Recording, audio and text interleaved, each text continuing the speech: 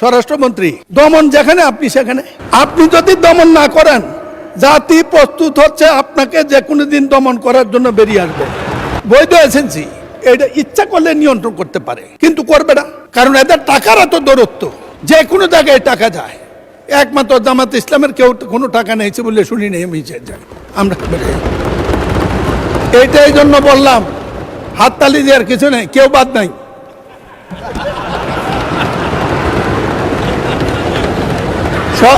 সব দূর সালাউদ্দিন দেবেন। মোহধারী দেখলে দুলাভাই মনে করার কোনো কারণ নাই।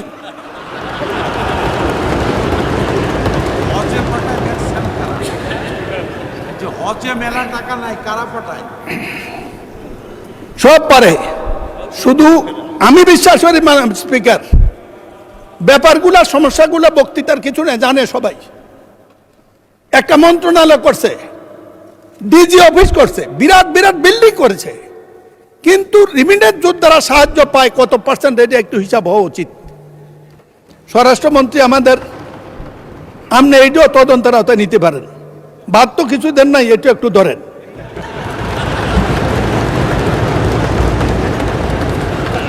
বৈধ রিক্রুটিং এজেন্সি এবং সম্মানিত লোক, ক্রিমিনাল যার ইতিহাস নাই, তাকে বৈধ লাইসেন্স দেওয়া হবে না, যে ইচ্ছে সে হোক। মাননীয় সদস্য, 1 মিনিটে কনক্লুড করেন। মাননীয় স্পিকার, একই তো কথা শুরু করলাম মাত্র, আপনি দিলেন বন্ধ করে। আচ্ছা 2 মিনিট, যাই হোক, আচ্ছা 2 মিনিটে কনক্লুড করেন। আমাদের প্রধানমন্ত্রী মালয়েশিয়া যাচ্ছেন, এটা মানুষকে ভোটের চেয়ে বেশি আশাবাদী করেছে। মালয়েশিয়ার সাথে আমাদের সমস্যা, যে সমস্যাগুলো বিদ্যুৎ সরকার এবং ম্যানপাওয়ার লিড করেছে, এটা সমাধান হইলে এরপরে প্রধানমন্ত্রীকে প্রস্তাব করবো অবিলম্বে আপনি সৌদি আরবে যান, এই দরজা খুলে দেন। আমাদের দেশ চালানোর জন্য প্রয়োজনীয় ডলারের জন্য বা বৈদেশিক মুদ্রার জন্য তারাই যথেষ্ট।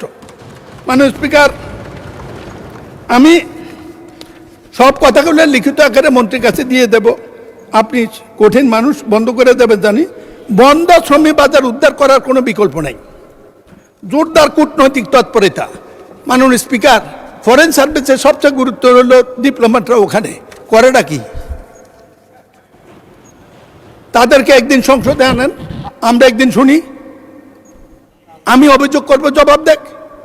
এই সংসদীয় কমিটির কথা দরকার নেই, অলরেডি সংসদীয় কমিটি গঠিত হবে শ্রম মন্ত্রণালয়ের যাকে দেবেন উনি থেকে এদেরকে ডেকে জিজ্ঞাসা করুক লোকরা নির্যাতিত হয় কেন, পাসপোর্ট দেওয়ার সমস্যা কেন।